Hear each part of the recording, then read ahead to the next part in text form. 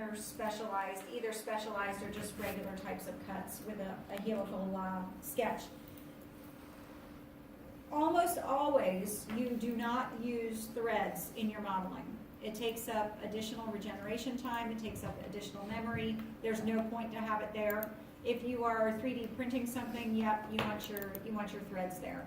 But for the most part, you don't want to use them. So if you end up using any McMaster-Carr parts that you download into your design, make sure you still name them and keep them as their McMaster-Carr part name.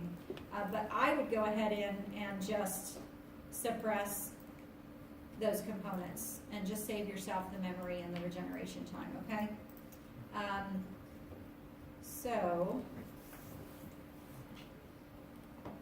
All right, if we go back to our assembly, so that's McMaster-Carr. Let's do an explode.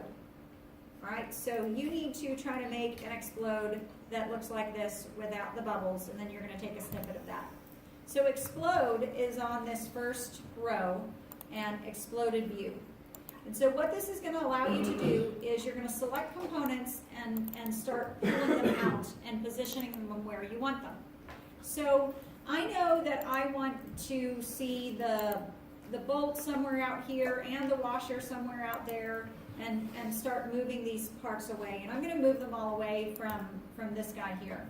So the first step, and this is just from experience, I am going to pick, you can pick one part or you can pick multiple parts at one time. So I'm going to pick all three of these because I know that I'm moving them in the Y direction. And I'm going to move them out maybe to about there, okay? And then I'm going to pick these two, and I'm going to move them further. Now I could have done these one at a time, but sometimes it's good to move them together and to move them away from each other. And then I'm going to pick this one and move it further up. Okay. I can also translate things in two directions. So I can pick this component and I can move it out this direction, and then as a separate step I can move it up if I wanted to. And the only reason you would probably do that is if in the way that you were showing your ISO you just couldn't get it, you didn't like where it was positioned. Maybe it was covering other things, so maybe I move it down. But most of the time you won't be doing that. I can click on this part and I can move it down as well and get it positioned where I want. You would move the nut below that. So basically you can see that each step is loading within this explode, and then you should be able to edit those steps in here as well. So should be able to go ahead and make some adjustments. In here, if I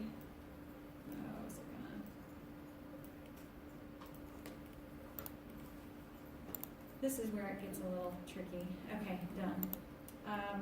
I can also specify the distance. So let's say that I want to pull this one out by some distance. You can see there's a distance bar there, but I can also come down here and I can specify that as 1 inch. And you have to hit apply.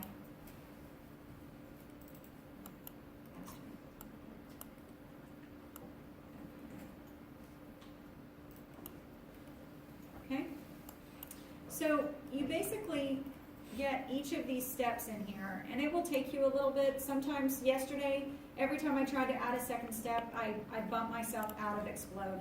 But here's your explode, and now there's no way from here to get back to your regular unexploded view. If I click exploded view, it's going to make a new exploded view again. So let me just show you so you know the difference. Okay, so I've got one step in there. If you go to Configuration Manager and you arrow down here, you're going to see both exploded views. So if I double click, I can go in and out of that exploded view or this one. Okay, while I'm in here, I can also edit those steps. I can delete them, I can edit each of them. Again, just like in the dialog box before, I could edit, the parts that are in there, the distances. So what you'll do is you'll get your explode set the way you like it, and you can do one of two things. You can do a file, save as, and select JPEG, okay? And I've already got one in there, but I'll save that one. Or if you're familiar with the snipping tool, you can go ahead and drag your cursor and produce and save it that way, okay? Any questions? Yeah? Where was that snipping tool again? So snipping tool on most of your computers, if it's not already just right in here, you should be able to search for it. Yeah, It's a Windows thing, not a Solidworks thing. Yeah, it comes with most Windows-based computers now, but you can do a save as JPEG file as well. Yeah. How'd you do the copy with me? Copy with me. Okay, so let me do the other one. Let's insert the other cutter. So let's see, carbide insert round. Okay. So the first thing I'm going to do is get this first one set in place.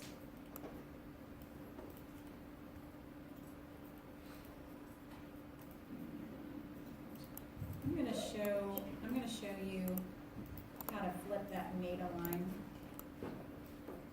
Again. Are you editing it within the exploded view right now?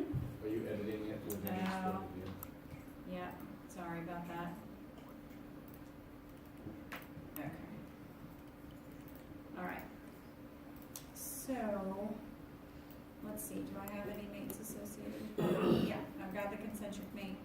It was happy to edit in there, at least for some period of time. I'm going to make coincident there, and you can see that's not the orientation that I actually want. So again, I can go in here, I can open that and edit that mate, and I can flip my mate alignment. Okay, and then it reversed the concentric for me. Okay, so now copy with mates.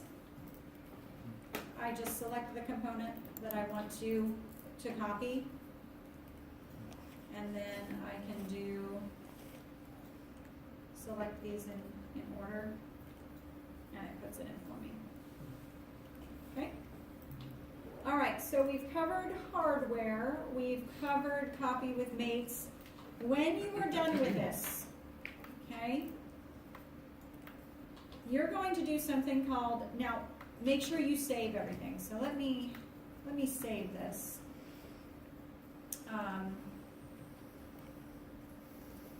And I'll just say, what's today, Friday?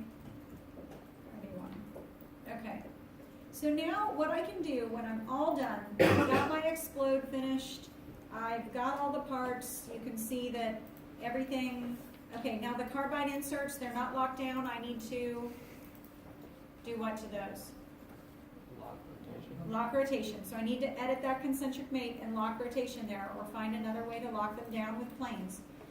But once I'm done, and I like it, I've got everything the way I want, then I can go to File, and there's an option here called Pack and Go. And in the lab file, there's a How to Pack and Go in SolidWorks tutorial. But real quick, all it's doing is it's taking everything associated with this assembly that's open, including toolbox components, including drawings if you have them available, or there's a relationship there. And so later you'll include drawings, but almost always you'll include toolbox components. So I have drawings associated with it, you won't have those. But you can see that the number of, I have more items than this, more parts. So even though I've renamed them to be independent parts, it still recognizes them as toolbox components. So make sure you check that. And then I would say save to a zip file, because that's what you're going to upload anyway. And you can browse, select where you want to save that. I typically tend to save in the same folder that I'm working in, okay? And I saved one yesterday, so it's already there. But you'll go ahead and You'll go ahead and save to a zip file. And basically, what it's going to do is it's going to put everything in a single folder. So, for instance, let's see, if you were using hardware that you didn't save into your, wherever your folder was for your assembly, it would pull those in. It makes this neat copy that anybody can open. If you only upload your cutterhead.sldasm, right? If you only upload this assembly file, we won't be able to open anything. So if I send a drawing file to somebody, if I send an assembly file, I have to send all the stuff that goes with it, because SolidWorks is going to start looking for those files because it wants to pull them in. So that's why we do a pack and go. We use this a lot with clients. We use this a lot if in your design project you have an iteration and you like it, but you sort of want to go in a different direction, but you don't want to start over again and you don't want to lose what you already did. Open everything up, do a pack and go into a different folder, and then start it again on a separate version. So this is a great way to get a completely separate version of something, okay? So you'll save your JPEGs, you'll save your pack and go zip folder, and then you'll have those 4 things to upload by next week. What do you think? That was a lot. Hey, I actually got really close, 6 minutes over. What do you think? Okay, all right. So, I think Daniel normally passes out I don't have any, he's at some type of drill training, so I don't know that he had anything to hand back, but I'll start passing sign-up sheets around a little bit later, and I'm here, so if you have any questions, just raise your hand. I'll be Daniel for today. Okay.